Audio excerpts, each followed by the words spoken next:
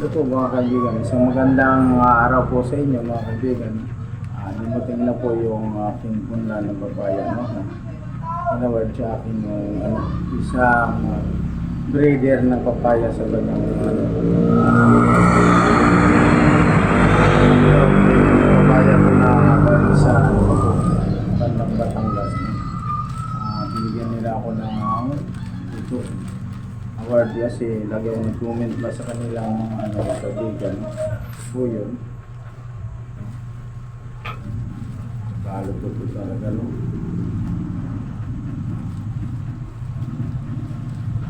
Yun. Ito po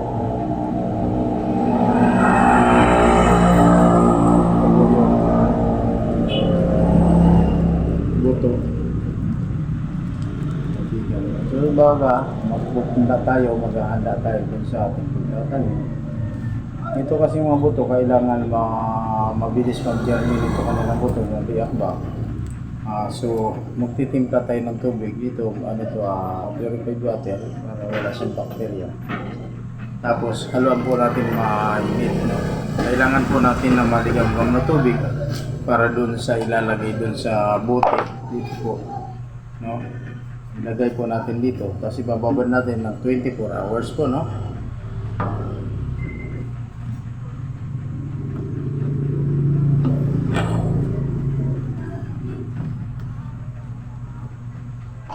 Susubok tayo na yun ng mga ilang piraso. Ay, ito pala nga bala, bago tayo humawak ng buto, o kaya natin didisinfectant po muna tayo, alcohol po yan. Para hindi sa pero ito, okay na po ito yung nagaligan mo na tubig.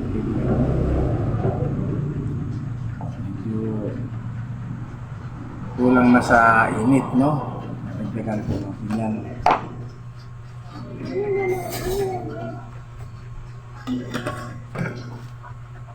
Yun mga kaibigan mo. So, ito.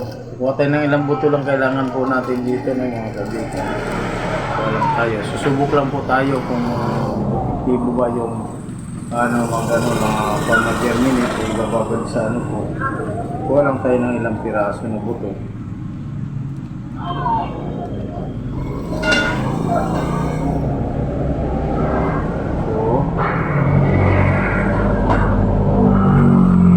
Subok ako ng 8 piraso po, no? 8 piraso. Ilagay po natin dito sa container.